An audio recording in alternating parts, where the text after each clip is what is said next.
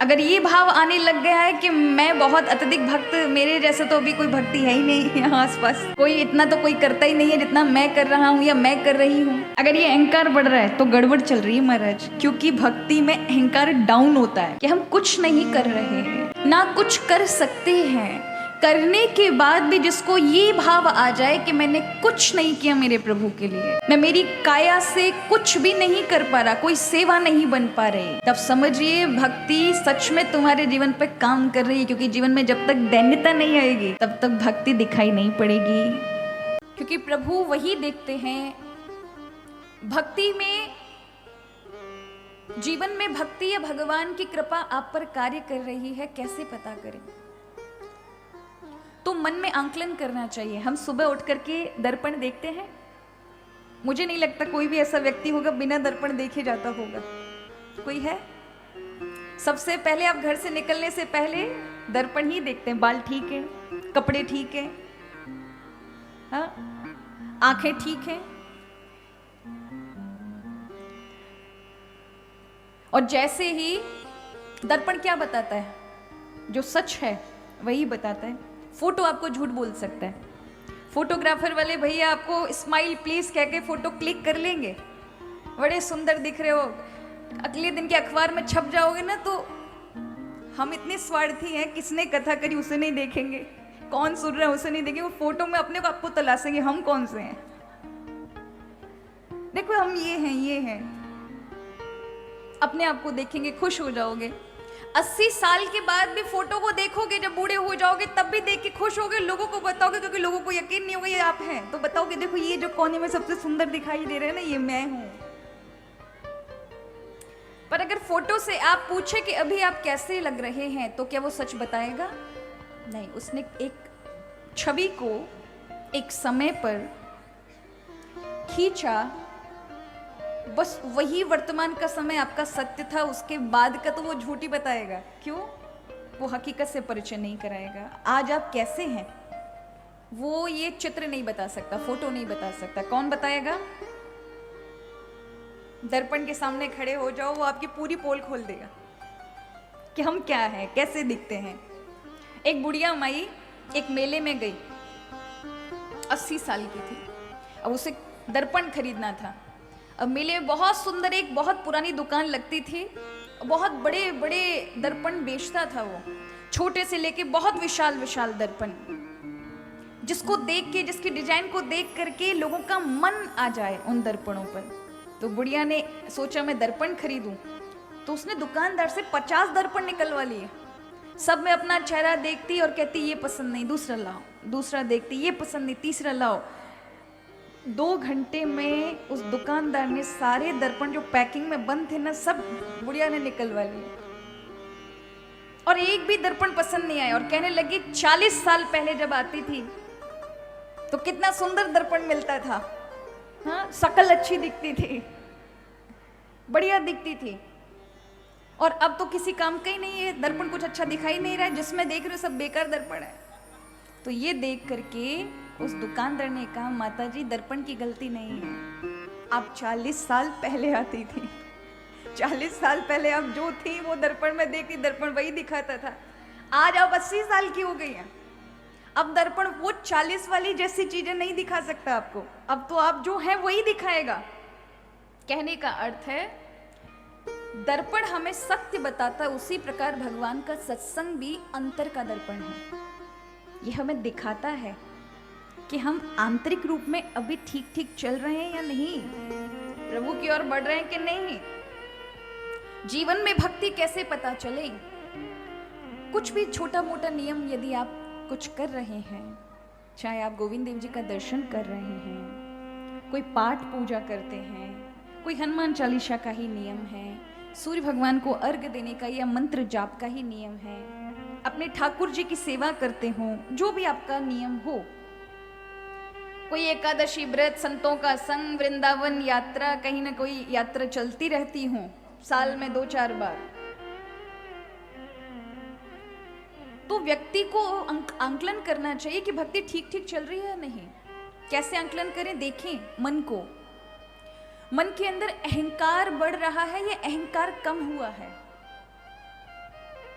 अगर ये भाव आने लग गया है कि मैं बहुत अत्यधिक भक्त, मेरे जैसा तो अभी कोई भक्ति है ही नहीं यहाँ आसपास, कोई इतना तो कोई करता ही नहीं है जितना मैं कर रहा हूँ या मैं कर रही हूँ, अगर ये अहंकार बढ़ रहा है तो गड़बड़ चल रही है महाराज। क्योंकि भक्ति में अहंकार डाउन होता है कि हम कुछ नहीं कर रहे हैं, ना कुछ कर सकते हैं, करने के बाद भी जिसको ये भाव आ जाए कि मैंने कुछ नहीं किया मेरे प्रभु के लिए, मैं मेरी काया से कुछ भी नहीं कर पा रहा, कोई सेवा नहीं बन पा रही, तब समझिए भक्ति सच में तुम्हारे जीवन पे काम कर रही है। क्योंकि जीवन में जब तक दैन्यता नहीं आएगी तब तक भक्ति दिखाई नहीं पड़ेगी।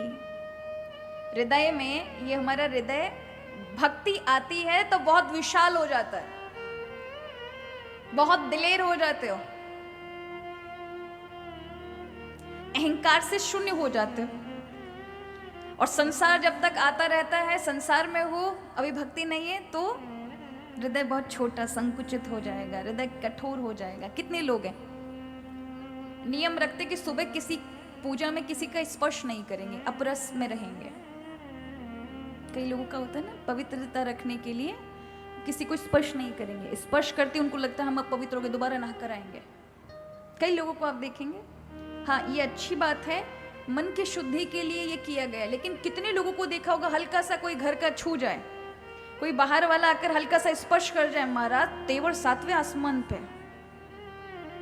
और लड़ पड़े। ऐसा कठोर हृदय प्रभु को पसंद होगा? अरे आपके उस अपरस से आपके मन पे काम होना चाहिए था, आप सरल होने चाहिए थे। कोई बात नहीं, अगर किसी ने स्पर्श कर लिया, मेरा कार्य है, मुझे दोबारा नहा कर आना चाहिए, पर किसी के हृदय को ना दुखाऊं, किसी को बोलूं नहीं। अगर आपके ये सब नियम करने के बाद भी मन नहीं पिघल रहा, अहंकार भाव नहीं जा रहा, तो भक्ति काम नहीं कर रही महाराज। हम कथाओं में देखते हैं, इतना सब सुनते हैं, उसके बाद भी लड़ाई कर रहे होते पंडालों में। देखते हैं, हमें लगता है देखो कलयुग यहां भी सवार हो गया। अब वो व्यक्ति की गलती नहीं होती, स्वभाव किसी भी माध्यम से, वाणी से, आपके हृदय में आपको सुना करके कुछ ना कुछ ऐसा भाव ठाकुर जी पैदा कर देंगे कि आपसे कोई ना कोई अपराध बनेगा ही बनेगा। क्योंकि पाप प्रबल होते हैं और किसी न किसी माध्यम से विचार में आ जाएंगे। एक विचार आपको सामने वाले ने सही बोला कि नहीं बोला, लेकिन आपको चुभेगा।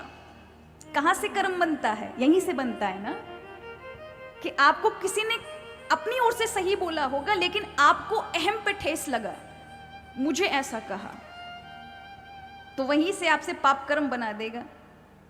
बन गया महाराज, व्यक्ति ने नहीं किया, उसके प्रारब्ध ने बना दिया। इसलिए हम कहते हैं कि कथा में केवल और केवल घूमा मत करो, श्रवण भी करा करो, प्रभु से प्रार्थना किया करो कि हमारे जीवन में आप हमारी रक्षा करना। हमारी सामर्थ्य नहीं है भगवान, हमारी सामर्थ्य नहीं है कि हम इन सब से बच पाए।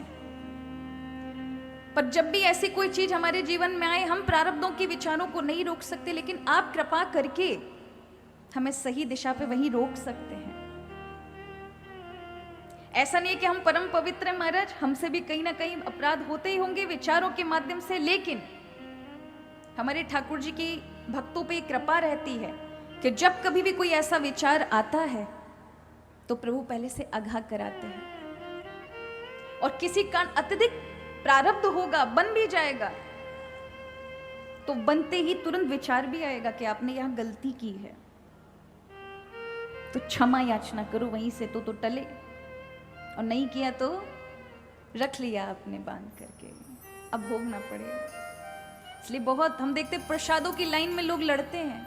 यहाँ आराम से सतयुग में बैठेंगे, त्रेता युग में ध्यान करेंगे, द्वापर युग में कीर्तन भी करेंगे, लेकिन जैसे ही पंडाल से बाहर निकलेंगे तो कलयुगी हो जाएंगे। कलयुग आके सवार हो जाएगा, मुझे पहले चाहिए, मुझे घर पहले जाना है, कहो तो फिर लड़ पड़े सबसे। तो ये क्या है, कलयुग वहां पर भी हृदय में, चित्त में कथा पूरे 3 घंटे श्रवण की, लेकिन क्या लाभ मिला? आपने जाते ही वहां से उस कथा को एकाग्रता हृदय में नहीं रखी, भगवान का भाव नहीं रखा। इसलिए हम जब प्रसाद की बात कहते हैं ना, प्रसाद को सबसे बड़ा बताया गया है। ये प्रसाद को सबसे बड़ा बताया गया है। हमको भैया कल परसों बोल रहे थे, जिनके हम रुके हैं, रमाकांत भैया,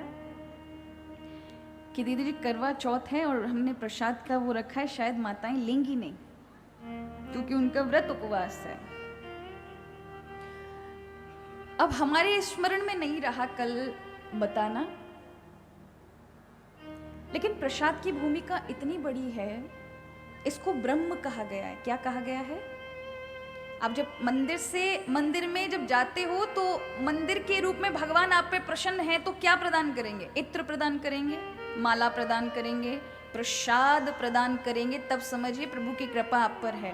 बिहारी जी जाओ, अचानक आपके गले में वहां गोसाई जी किसी डाल रहे हो माला, आपके गले में आ जाए, आपकी पकड़ में आ जाए, अचानक इत्र आपको कोई दे जाए, ठाकुर जी का प्रसाद आपके पास आ जाए, साक्षात प्रभु की कृपा, क्योंकि प्रभु उसके रूप में आए हैं। आप कथा सुन रहे, कथा के रूप में कृष्ण, भागवत कथा के रूप में किस रूप में जाएंगे? प्रसाद के रूप में। कहाँ जाएंगे? आपके हृदय में। ये अंतर जो ब्रह्म है, इसको जागृत करने के लिए ही प्रसाद ब्रह्म को अंदर लिया जाता है, जिससे ये ब्रह्म जागृत हो।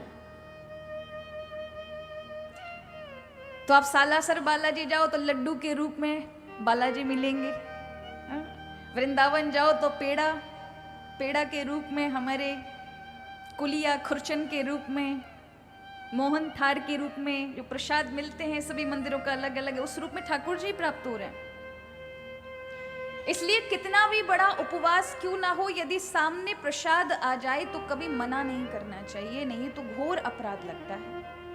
ठीक है, ब्रह्म का अपराध कर दिया। प्रभु से बढ़कर कोई उपवास है, उन्हीं के लिए किए जा रहे हैं, उनसे बढ़कर नहीं होता कोई। माथे लगाकर रख लीजिए, नहीं खाना है अगले दिन खा लेंगे, पर कभी भी प्रसाद का अपमान नहीं करना है, घोर दरिद्रता प्राप्त होती है।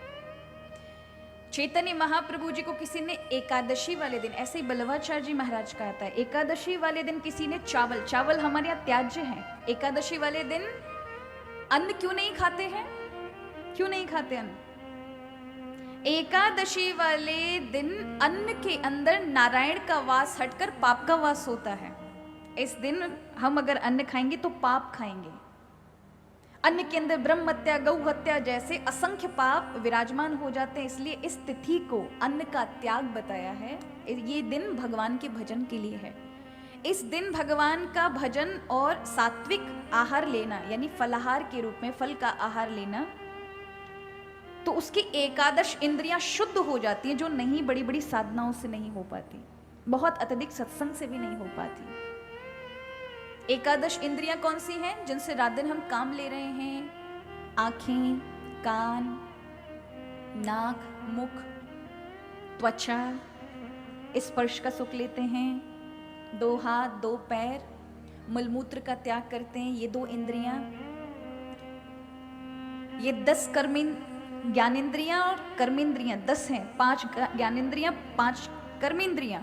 कर्मेंद्रियां माने जिनसे कर्म होता है, ये हाथ पैर इत्यादि, और ज्ञानेंद्रियां जिनसे संसार का ज्ञान लेते हो। अगर इनमें से 5 ज्ञानेंद्रियों में से एक चीज नहीं रही तो आप संसार से टूट जाओगे।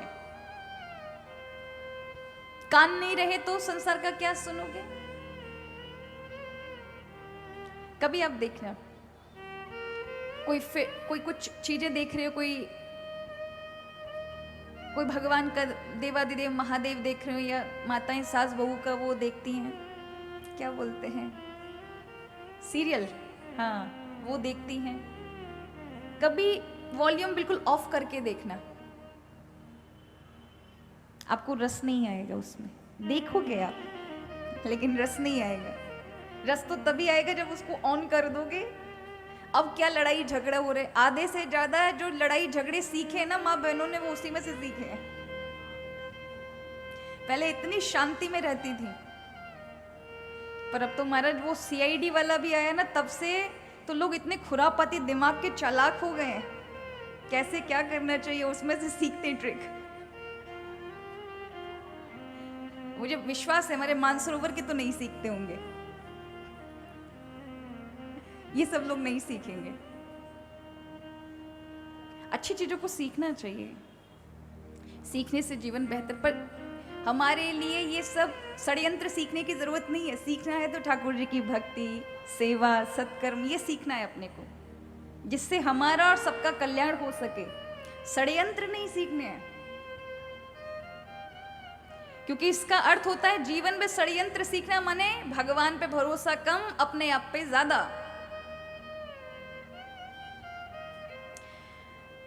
तो प्रसाद की एकादशी के दिन तो हम ये जो 5 कर्मेंद्रियां, 5 ज्ञानेंद्रियां, 1 मन इनको चलाने वाला, ये हमेशा पाप ही करते हैं जब संसार में ये रहते हैं।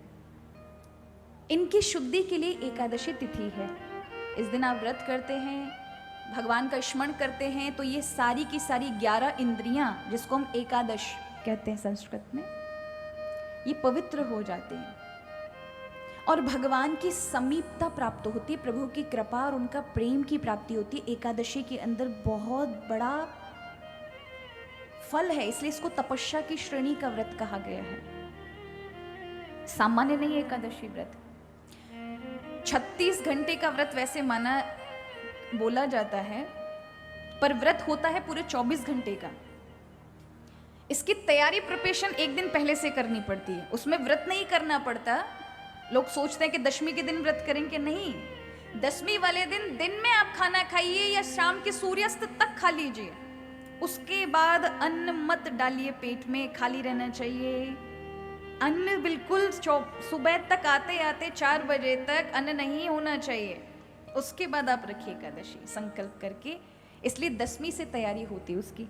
संकल्प तो एकादशी का अगले ही दिन रखा जाएगा जिस समय एकादशी तिथि लागू होती है, और अगले दिन द्वादशी से पूर्व में अपने को एकादशी का पारण कर लेना चाहिए। कभी कभी द्वादशी में भी होता है। हमेशा एकादशी में जब पारण करें, पारण माने व्रत खोलना। कई लोग पारण को सामान्य समझते हैं, व्रत उपवास लगते नहीं है यदि आपने पारण व्रत को खोला नहीं। पारण माने व्रत को खोलना। तो हमेशा तुलसी पत्र गंगा जल लेकर के पारण करना चाहिए। ठाकुर जी की उस दिन सेवा, अगले दिन सेवा करके और फिर पारण करना चाहिए। तुलसी दल गंगा जल लेने से अगर छोटे मोटे कोई अपराध बन भी गए होंगे व्रत के दौरान, तो अपराध नहीं लगेगा। तुलसी और गंगा जल रक्षा करते हैं, व्रत को भंग नहीं होने देते। एकादशी का यदि कोई नियम ले ले, 3 साल, 1 वर्ष, 3 वर्ष, 7 वर्ष, 11 वर्ष या आजीवन, आप 3 वर्ष की एकादशी का संकल्प लेके देखो, आपके जीवन में ये संसारिक भौतिक सुख तो बहुत तुच्छ है एकादशी को लेकर, वो तो इतनी जल्दी 1-1.5 साल में ही पूरी कर देती है। पर सबसे बड़ा लक्ष्य जो है ना, वो भगवान का होता है। प्रभु का मिलना, प्रभु का प्रेम प्राप्त होना, प्रभु की भक्ति का आरंभ होना आपके जीवन में, जो बहुत युगों के बाद किसी एक कृत्य पर भगवान प्रसन्न हो तब आपको भक्ति का लाभ देते हैं, वो प्राप्त हो जाता है। और भौतिक सुख तो अपने आप मिलते हैं, ये एकादशी का फल ही है। इसलिए एकादशी व्रत किसी भी जीव को नहीं छोड़ना चाहिए, हर मनुष्य को करना चाहिए, हर भक्त को अनिवार्य। सभी शास्त्रों में मुक्त कंठ उसकी प्रशंसा की है कि एकादशी व्रत जो नहीं करता, जिस दिन एकादशी वाले दिन अन्न खाता है, वो अपने पाप ही खा रहा है, उस दिन अन्न नहीं खा रहा। तो एकादशी वाले दिन चैतन्य महाप्रभु को चावल का प्रसाद दे दिया, तो चावल के अंदर, अन्न के अंदर पाप का दर्शन करते हैं। पर उन्होंने देखा कि प्रसाद आया है तो प्रसाद में साक्षात ब्रह्म होता है, अब वो चाहे अन्न के रूप में आए या अन्य किसी के रूप में आए। महाप्रभु जी ने माथे से लगाया और उसको हाथ में ही रखे रहे अगले दिन, जब तक एकादशी पूर्ण नहीं हुई। और उसके अगले दिन उन्होंने वो प्रसाद तब तक हाथ में ही रखा। उस प्रसाद के प्रति कितनी निष्ठा हमारे महापुरुषों की, और फिर पाया। तो प्रसाद सामान्य नहीं है महाराज, और प्रसाद को अकेले नहीं खाना चाहिए। क्या करना चाहिए? बांटना चाहिए। आपका अधिकार सिर्फ इतना सा है, बांटने का सबसे ज्यादा है। हम तो डिब्बा लेके जाते हैं, पंडित जी को देते हैं, पंडित जी 2-4 मिठाई निकालते हैं, ठाकुर जी को भोग दिखाते हैं, उसके बाद आपको लौटा देते हैं। हम क्या करते हैं, जाते डिब्बा फ्रिज में रख देते हैं, बच्चे खाएंगे, हम खाएंगे। कोई लाभ नहीं मिलेगा प्रसाद का। प्रसाद में सिर्फ एक पेड़े से पूरे परिवार को दो, बाकी जितना भी प्रसाद है वो जन जन में बांटो। जन जन में बांटने का अर्थ है कि आपने हर एक मनुष्य तक, जीव तक भगवान को पहुंचाया, उनके विचारों को शुद्ध करने के लिए भगवत प्रसाद पहुंचाया। कितना बड़ा कार्य किया, इसलिए हमारे प्रसाद वितरण किया जाता है। मार्गों में लोग भगवान को भोग लगा के फिर भंडारे के आयोजन कराएंगे, लोगों को प्रसाद वितरण हो। इसलिए प्रसाद का कभी अपमान नहीं करना चाहिए। भगवान के भक्त तो महाराज उस प्रसाद को जन जन तक पहुंचाते हैं कि जन जन उसका लाभ ले सके। एक भगवान के भक्त हुए, बहुत अत्यधिक प्रसिद्ध थे, जिनका नाम था माधव दास जी महाराज। आप सबने सुना होगा उनके विषय में। तो ये माधव दास जी महाराज एक दिन भिक्षा लेने के लिए, इनका नियम था, 5 घरों में जाते थे। आज 4 घरों में कुछ नहीं मिला, 5वें घर में जैसे ही गए तो एक बुढ़िया बहुत क्रोधी थी, आज उसके दरवाजे पे भाग्य से पहुंच गए और जैसे कहा भिक्षाम देई माँ, भिक्षा दे दो, भिक्षा दे दो।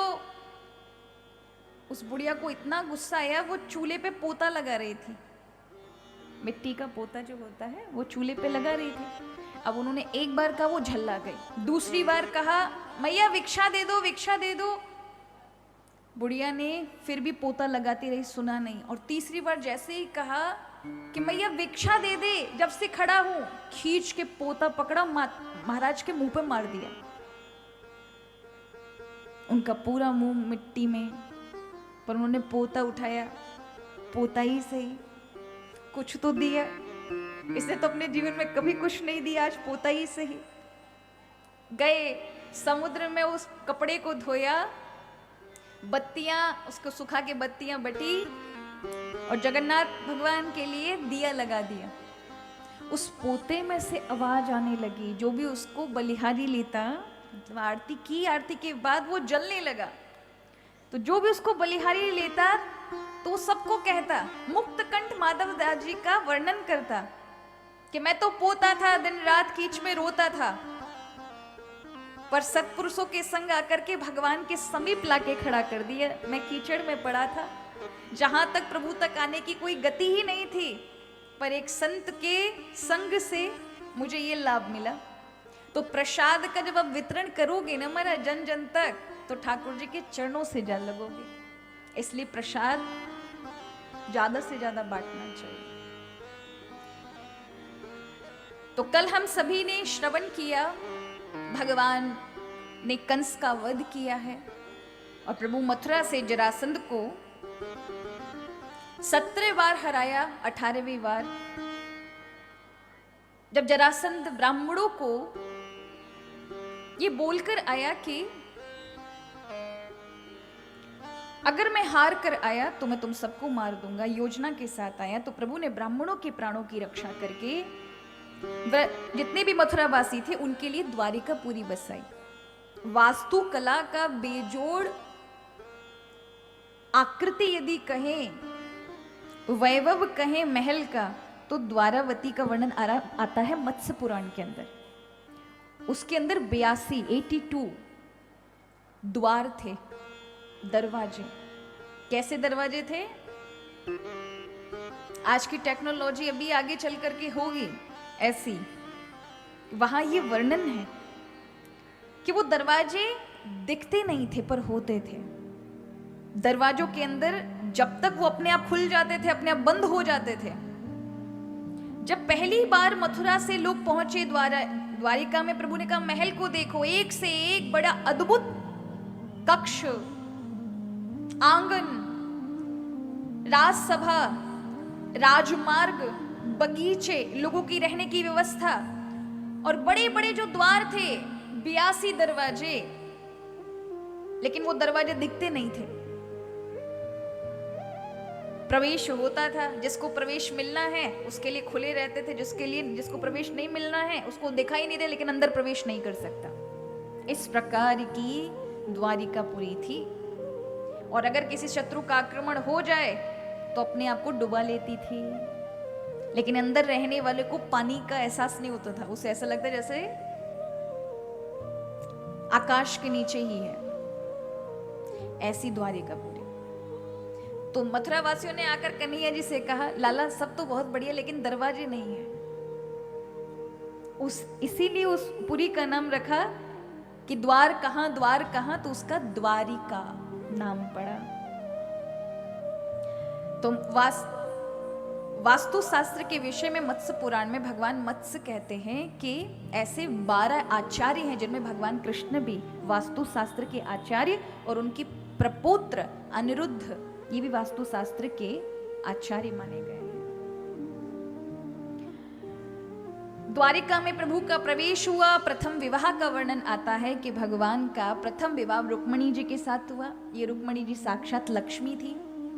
बचपन में ही नारद जी ने इनके माता पिता को आकर कहा कि ये साक्षात लक्ष्मी हैं और वासुदेव भगवान कृष्ण साक्षात नारायण हैं। तो लक्ष्मी तो हमेशा नारायण को ही जाती है, विवाह इनका उन्हीं से होगा। माता पिता की बहुत इच्छा थी, संबंध भी पक्का कर दिया। लेकिन जैसे ही युवराज पद पर रुक्मणी जी का बड़ा भाई रुक्मी बैठा तो उसने कहा, ना तो कृष्ण राजगद्दी का मालिक है, क्योंकि भगवान राज पर तो बैठे नहीं थे, राजा तो थे नहीं, राजा उग्रसेन थे, वो तो मात्र सेवक बनकर के ही कार्य करते थे। लेकिन लोग द्वारिका पति किन्हें बोलते थे? द्वारिकानाथ भगवान कृष्ण को ही बोलते थे। कभी गद्दी पे प्रभु नहीं बैठे। बोलिए रुक्मणी रमण भगवान की जय हो। तो यहां पर भाई ने भगवान कृष्ण का रिश्ता तोड़वा करके जबरदस्ती, भगवान का बुआ का लड़का था जिसका नाम था शिशुपाल, भगवान से बड़ा वैर करता था महाराज। जब वो पैदा हुआ तो 2 हाथ 2 पांव लेके पैदा हुआ। आकाशवाणी हुई जिसकी गोदी में जाए और इसके ये पांव और हाथ अदृश्य हो जाएं। तो क्योंकि हम सबके 2-2 हाथ होते महाराज, वो अलग से 2-2 और लेके पैदा हुआ, 4-4 हाथों को लेके पैदा हुआ, 4 मुखों को लेके पैदा हुआ। तो भगवान कृष्ण जब आए तो उनके हाथों में जाते ही उसके बाकी सब अंग अदृश्य हो गए और जो सामान्य बालक होता है वैसे ही हुआ। माँ ने समझ लिया इस भगवान के हाथ से इसकी मृत्यु होगी, पैरों में पड़ गई, लाला तुम मेरे पुत्र के समान हो, मेरे बालक की रक्षा करना, ये तुम्हारे हाथों मारा जाएगा। प्रभु ने कहा, बुआ चिंता नहीं करो, ये 100 गाली प्रतिदिन भी देगा ना तो भी मैं इसका वध नहीं करूंगा, लेकिन जिस दिन ये 100 से ऊपर हो गया उस दिन छोड़ूंगा नहीं।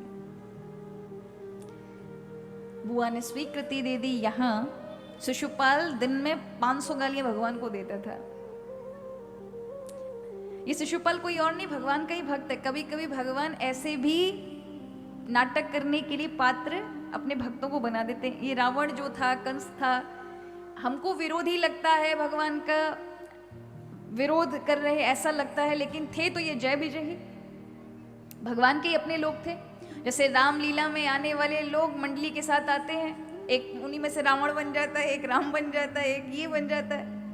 क्यों? ऐसा ही तो होता है। तो भगवान भी अपनी पूरी नाटक लीला लेकर के आते हैं, इसको कंस बनाना है, इसको मंथरा बनाना है, इसको केकई बनाना है, इसको ये बनाना है। तो ये जितने भी आते हैं सब भगवान के ही भक्त होते हैं।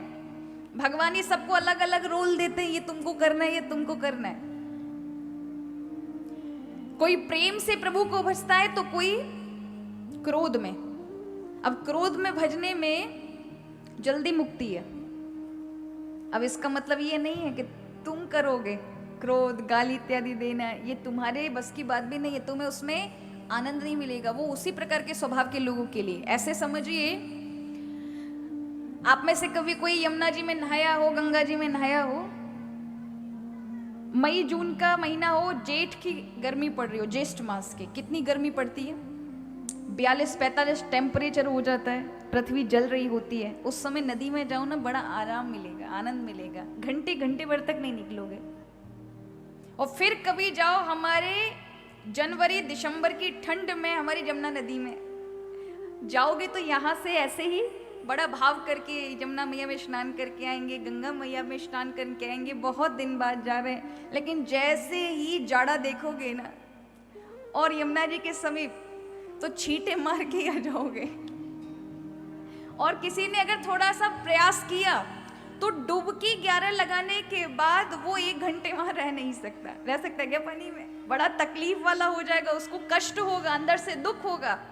आस्था के कारण स्नान कर लेगा लेकिन दुख में करेगा क्योंकि उसके शरीर को कष्ट हो रहा है। उसी प्रकार जो गर्मियों में स्नान 1-1 घंटे का है ना, वो प्रेम की हुई भक्ति का मार्ग है। और जो ये दुष्टों का मार्ग है ना, ये जाड़े वाले पानी के को आनंद लेने का मार्ग है, जो हर कोई नहीं आचरण कर सकता। वो उन्हीं के स्वभाव के अनुरूप ही भगवान उनको वो शरीर देते हैं, उनको उसमें रस आता है। सामान्य व्यक्ति को उसमें रस नहीं आएगा, उसमें तकलीफ होगी।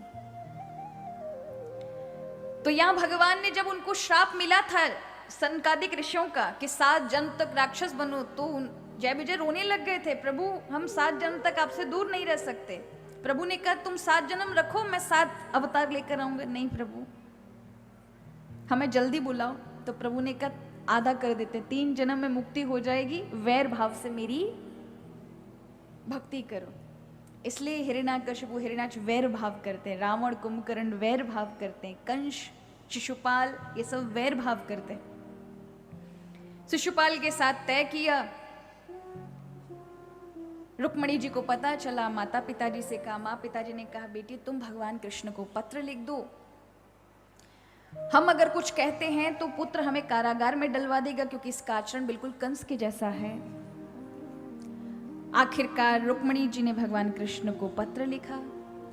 श्रुत्वा गुणान भुवन सुंदरम शृण्वतां ते निरविश्य कर्ण विवरे हरितो अंगताप रूपं दृशां दृश्मताम् अखिलार्थलाभं त्वयच्युतां विशति चित्तं पत्रपं मयि। श्रुत्वा गुणान् भुवन सुंदरं शृण्वतां ते निर्विश्य कर्ण विवरेर हरतु अंगतापम। भगवान आपके गुणों को कोई सुनता है ना तो आपसे प्रेम हो जाता है। क्यों? क्योंकि जैसे कानों के माध्यम से आपका रस अंदर जाता है, जीवन के सारे तापों को समाप्त कर देता है। कोई व्यक्ति कितना भी संसार के दुख में जल रहा हो, यदि भगवान की कथा में आके बैठेगा ना तो प्रभु की कथा का यही है, क्योंकि प्रभु का स्पर्श इस प्रकार का है कि जैसे यदि वो कथा में बैठ गया और ध्यान से श्रवण किया तो कथा उसका जो भी तकलीफ होगा वो जब तक कथा में तब तक भूल जाएगा। ये कथा का है। इसलिए गोपी कहती है तब कथामृतम ताप्त जीवनम कभी भिरीडितम कल्मषापहम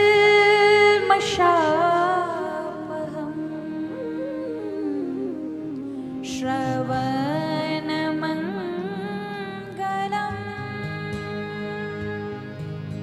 श्रीमदाततं भूमि गृह्णन्ति ते भूरिदा जना। हे प्रभु, आपकी कथा क्या है? तब कथामृतम, आपकी कथा अमृत है। जो सुनता है उसके क्या करती है? श्रवण मंगलम श्रीमदाततम। श्रवण करने से मंगल ही मंगल हो जाता है, श्री भी प्राप्त होती है। और इस प्रकार से आज पत्र लिखा है, ठाकुर जी आए हैं। रुक्मणी जी ने पत्र में लिखा था गौरी पूजन के लिए जाऊंगी, तब आप रथ ले आना, मैं उसमें बैठ जाऊंगी तो मेरे परिवार का किसी का वध भी नहीं होगा और मुझे आपका सानिध्य मिल जाएगा। भगवान आते हैं, लेकिन जैसे ही खबर पड़ी अब प्रभु आते हैं तो पूरा हमारा डंका बजा के आते हैं कि हम आ रहे हैं। कोई चोरी छुपे तो आने वाले नहीं है, क्योंकि उस समय आगे चल करके लोग भी उसका अनुकरण करेंगे, तो प्रभु को वो सब नहीं बनाना। आजकल भले ही ये सब चीजें वक्ता इत्यादि कभी कभी बोल देते हैं, कभी कभी मन से भी बोल देते हैं ना लोग। रुक्मणी कृष्ण को बना के फिर भगवाएंगे, मंच के आसपास, ये सब अमर्यादित है। ऐसा कोई कृत्य प्रभु ने नहीं किया है, तो क्यों इस तरह की चीजें करना। भगवान ने जब सूचित किया कि वो आए हैं, रुक्मणी जी के पिताश्री ने भगवान का भव्य स्वागत किया है, लेकिन शिशुपाल को बड़ा खरा, बिना निमंत्रण के आ कैसे गया। लगता है कहीं कन्या की चोरी ना हो जाए, तो अपनी सारी जितनी भी सेना थी रुक्मणी जी के लिए लगा दी। अब रुक्मणी जी ने तो कहा था अकेली आऊंगी, अब यहाँ तो सेना चल रही है महाराज सुरक्षा के लिए। अब सोचा कि मेरा विवाह भगवान से तो हो नहीं सकता, मुझे मर जाना ही चाहिए। गौरी पूजन के लिए गई, माँ भगवती से प्रार्थना की, माँ भगवती मुस्कुराई, गले की माला गिरी, मतलब आशीर्वाद प्राप्त हुआ। लेकिन रुक्मणी जी को भय था। बाहर आई, देखा सेना सब खड़ी है, देखने लगी बहुत सारे रथ खड़े हुए हैं। अरे ये शिशुपाल का रथ है, अरे ये जरासंध का रथ है, अरे ये भौमासुर का रथ है, अरे ये उसका रथ है। बड़े बड़े लोगों की अपनी अपनी ध्वजाएं लग रही रथों के ऊपर। द्वारिकाधीश का गरुड़ ध्वज रथ कहाँ है? तभी देखा बीच में से चीरते हुए भगवान का रथ आ रहा है, जिसपे गरुड़ ध्वजा बनी हुई है। अब तक आया, सभी सेना देखती है रथ को, भगवान के स्वरूप को सब देखते ही रह जाते हैं। प्रभु उतरे, इतने सुंदर मन को मोहने वाले विश्व मोहन का स्वरूप प्रभु ने आकर्षण कर लिया सबका।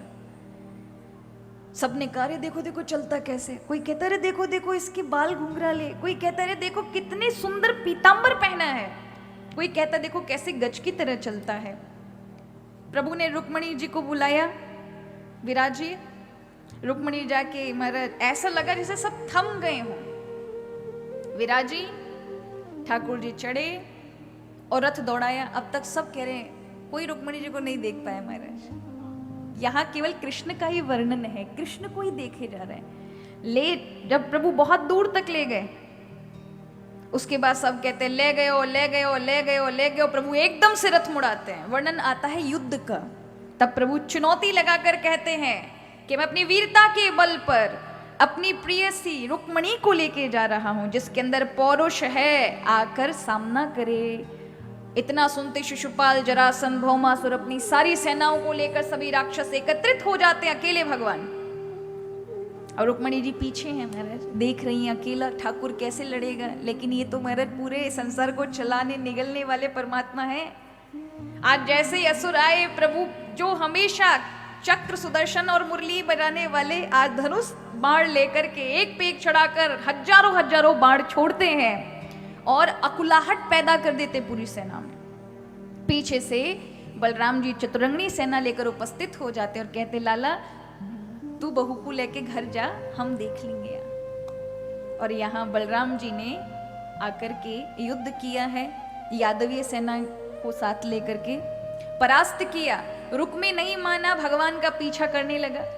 अब प्रभु ने देखा बहुत दूर तक प्रभु का पीछा करता है, प्रभु से युद्ध करने के लिए। प्रभु पकड़ लेते हैं, आधा सिर मुंडा देते हैं, आधी मूंछ हटा देते हैं और मारने ही वाले थे। बलराम जी आते और कहते हैं कि लाला ये सही नहीं है, अपने साले साहब इनके साथ ऐसा व्यवहार करना अनुचित है, तुम्हें ऐसा नहीं करना चाहिए। भले ही ये इसकी बुद्धि खराब है, लेकिन रुक्मणी क्या सोचेगी।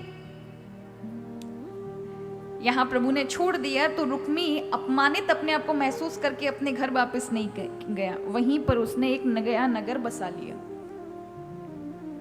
यहाँ प्रभु लेकर आए हैं रुक्मणी जी को सुंदर वागदान, जहाँ आज भी गुजरात में जब आप द्वारिकाधीश का दर्शन करने जाएंगे तो रास्ते में माधवपुर पड़ता है, जहाँ भगवान का यज्ञ मंडप है। रुक्मणी जी के साथ भगवान ने वहाँ विवाह के फेरे लिए हैं। तो रुक्मणी जी के माता पिता वागदान करने के लिए आए हैं और यहाँ रुक्मणी जी का बड़ा सुंदर धूमधाम से विवाह हुआ।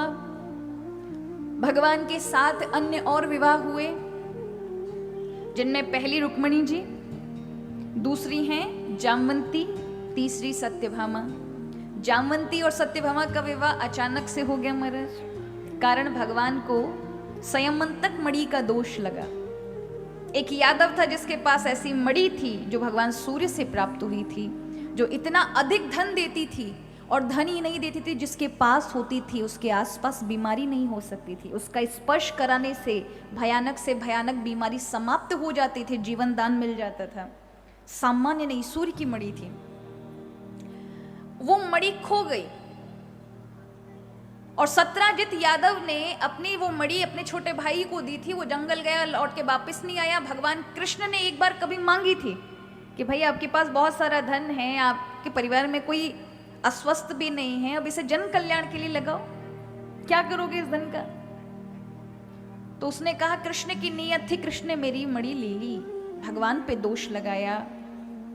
आज प्रभु के माथे पे महाराज, अब आप खुद सोचो, भगवान को कलंक लगावे वाले वास्तव में मौजूद है। आप पे 2-4 छींटा कसी निंदा कर देते हैं तो बुरा मत माना करो, क्योंकि दुनिया का स्वभाव ही यही है। कई बार यदि आप कार्य अच्छा कर रहे हैं और आपको निंदा मिल रही है, इसका अर्थ है कि आप सही चल रहे हैं। अगर आप कुछ नहीं कर रहे होते, कोई भी आपके प्रति कुछ बोलने वाला नहीं है, भनक नहीं पड़ेगी तुम्हारे लिए। लेकिन अगर कुछ कर रहे हो और फिर निंदा, फिर कुछ ना कुछ आपत्ति जीवन में आ रही है दूसरों से, समझिए कुछ ठीक ठाक कर रहे हैं, इसलिए बेचैनी है। तो यहां भगवान जाते हैं वन में, देखते हैं मणि एक, उसके भाई से एक शेर लेकर गया, भाई को वहां मार दिया था। सत्राजित के भाई को एक सिंह ने खाने की वस्तु समझ के उस मणि को, आगे चल के वो शेर भी मरा पड़ा मिला, उसके पास भी मणि नहीं थी, उससे कोई रीछ छीन कर ले गया। भगवान जाते हैं गुफा के अंदर और रीछ से 18 दिन तक युद्ध करते हैं। ये रीछ कोई और नहीं, जामवंत जी थे। भगवान ने 18वें दिन जब उनका पूरा शरीर ढीला कर दिया, आखिरकार गिर पड़े और अचानक से भगवान का उत्तरीय उड़ा तो क्या देखा? श्रीवत्स का चिन्ह है, पहचान गए मेरे राम हैं। चरणों में पड़ गए, प्रभु मैंने आपके साथ अनावश्यक युद्ध किया, मुझे क्षमा करिए। आपका आगमन, प्रभु ने कहा मणि के लिए। बोले प्रभु मणि तो दूंगा, पर मेरी इच्छा है, पूर्व जन्म में, पूर्व अवतार में आपसे थोड़ा दूरी का संबंध था। आप स्वामी, हम सेवक, अब थोड़ा करीब आ जाइए। इतने दिन का हमारी तपस्या और सेवा है, उसका कुछ तो रिजल्ट मिलना चाहिए। प्रभु ने कहा आपकी इच्छा क्या है? बोले हमारी इच्छा है, हमारी बिटिया है, इसका नाम जामवंती है, इसके लिए कोई अच्छा ढंग का वर नहीं मिल रहा है और इसके ना मिलने से मेरे मन में बड़ी अशांति। आपसे बढ़िया कोई वर मिलने वाला नहीं है, दामाद बन जाओ, हम ससुर साहब बन जाएं, हमारी बेटी का हाथ आप ले लो। अब भगवान कृष्ण अवतार तो प्रभु ने भक्तों की सारी इच्छा पूर्ण करने के लिए लिया है। एकमात्र भगवान का यही अवतार है जिसमें हम पूर्ण क्यों कहते हैं? क्योंकि एक भी भक्त को रुष्ट नहीं किया, जिसने जो मांगा सबको वो प्रदान किया है, इसलिए कृष्ण अवतार को पूर्ण अवतार प्रभु का कहा जाता है। समग्र भक्तों की इच्छा प्रभु ने पूर्ण की है। तो यहां जैसे ही कहा तो प्रभु ने कहा ठीक है, भक्त की इच्छा को रखने के लिए जामवंती का हाथ लिया, वो मणि प्राप्त की। अब जरा विचार करो, जामवंती जामवंत की बेटी है, तुम्हारा सुंदर तो होगी नहीं, कैसी होगी? जामवंत जैसी ही होगी। लेकिन भगवान ने उस रात्रि लक्ष्मी जी का स्वरूप जामवंती को प्रदान करवाया, जिससे वो मानुषी बनी, सुंदर स्त्री का स्वरूप उन्हें प्राप्त हुआ। लौट कर आए द्वारिका में, सत्राजित को मणि वापस की, उसे पश्चाताप हुआ। उसने अपनी बेटी सत्यभामा का विवाह का प्रस्ताव भगवान के समक्ष रखा। प्रभु ने कहा विवाह नहीं करना, मणि ले जाओ।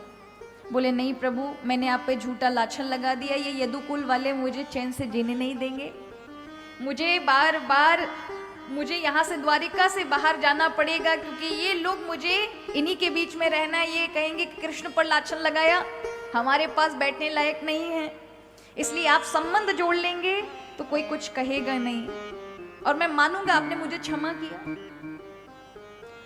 प्रभु ने दाऊ दादा से कहा दाऊ दादा पगड़ी पहनोगे? दाऊ दादा ने कहा क्यों?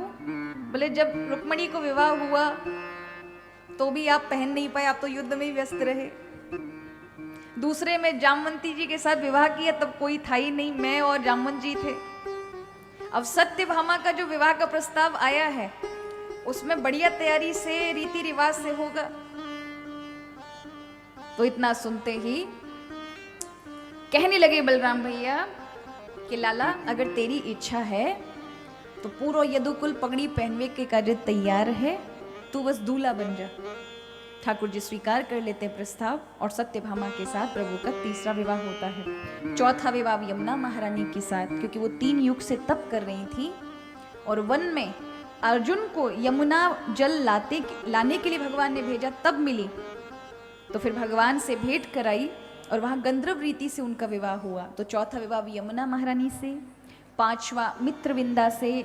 ये बाकी के जो अन्य विवाह हैं ये स्वयंवर में जीती हुई राजकुमारियां हैं, जिनके स्वयंवर सामान्य नहीं थे, जिनमें अनेक अनेक राजाओं ने अपने प्राण छोड़ दिए। ऐसे भयानक से अत्यंत भयानक स्वयंवरों को भगवान ने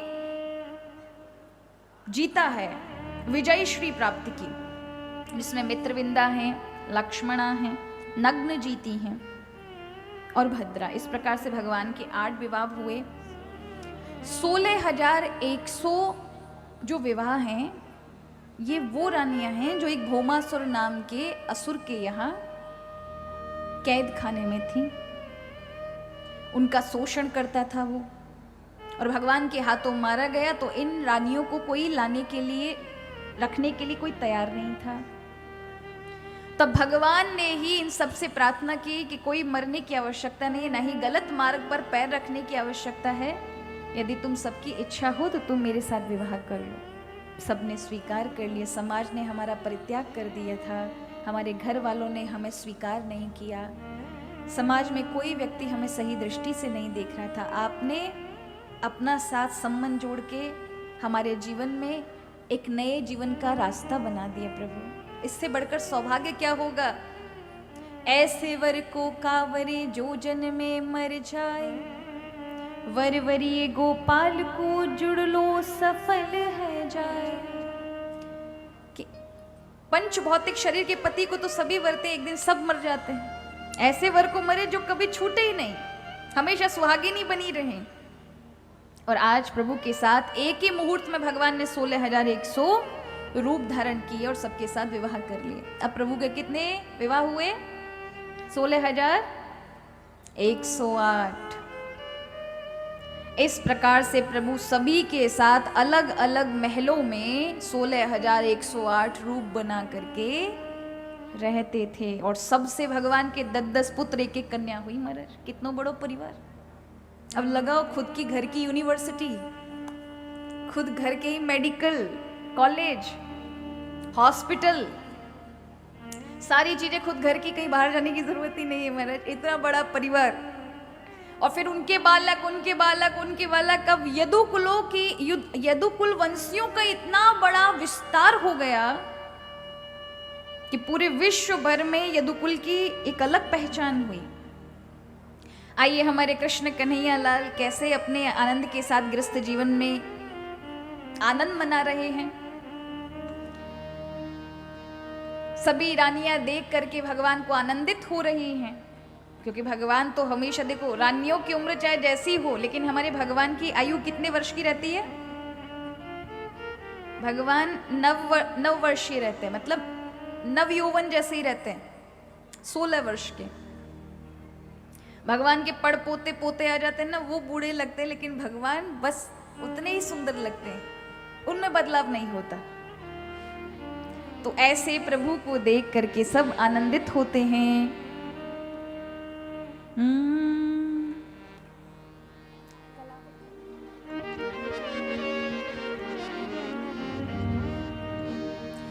जादू भरी कजरारी तोरी अखियां, जादू भरी कजरारी तोरी अखियां, जादू भरी कजरारी तोरी अखियां, जादू भरी कजरारी तोरी अखियां। और सभी कह रहे हैं, हम भी कहें उनके साथ, मैं वारी जावा, मैं वारी जावा, मैं वारी जावा रे तेरी काली काली अखियां, मैं वारी जावा रे तेरी काली काली अखियां, मैं वारी जावा रे तेरी काली काली अखियां, मैं वारी जावा रे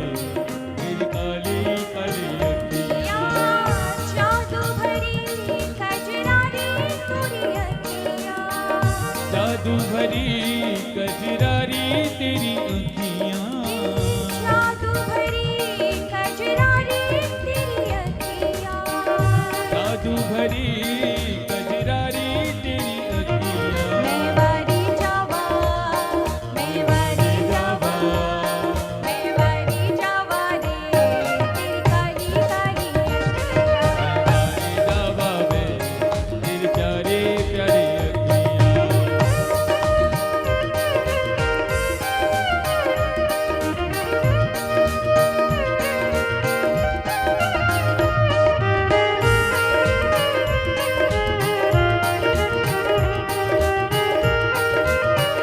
प्रेम से उठाइए दोनों हाथ रखाइए जय हो सियात है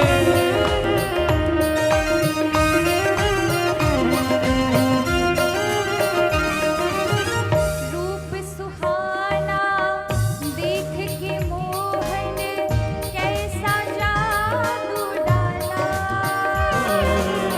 रूप सुहाना देख के मोहन कैसा जादू डाला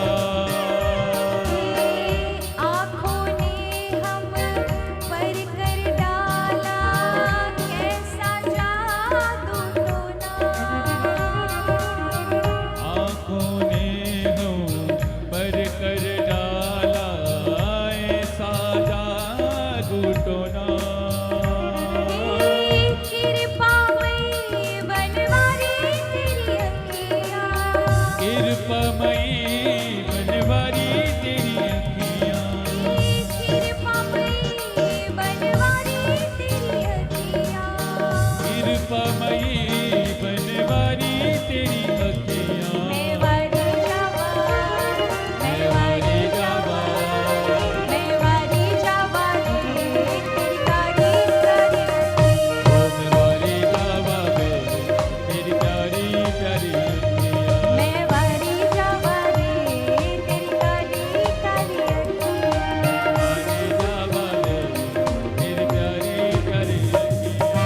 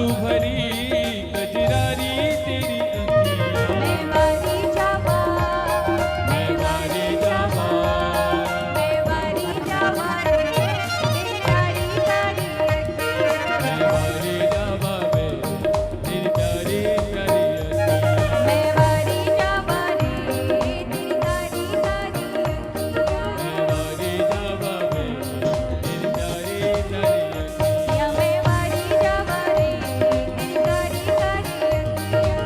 वारी जावा वे तेरी प्यारी प्यारी अखियाँ मैं वारी जावा रे मोहना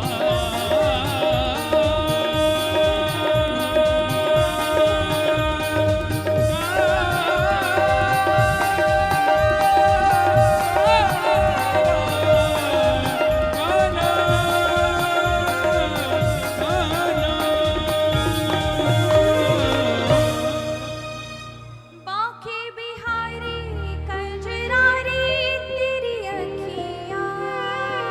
बांकी बिहारी कजरारी तेरी अखियाँ